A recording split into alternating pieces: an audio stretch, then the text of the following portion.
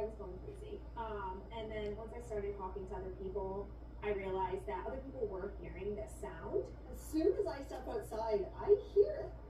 It's that low hum.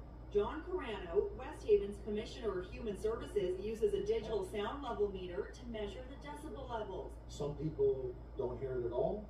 Some people hear it but are not bothered by it, and other people, it's excruciating to them. Is it driving people crazy? It drives some people crazy. So what's the source of the hum? Residents believe it's coming from the industrial factory right behind me.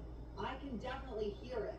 You can understand how it would be annoying to hear 24/7. Other places around the USA have experienced strange, otherworldly sounds. This mystery sound was captured on a doorbell cam in Salt Lake City. Turns out the noise was coming from intense winds blowing into a slack line like this. And this spooky sound terrified a town in British Columbia. This was heard in Finland. And this piercing, high-pitched sound was recorded in the picturesque town of Forest Grove, Oregon. Now this annoying hum, driving folks nuts.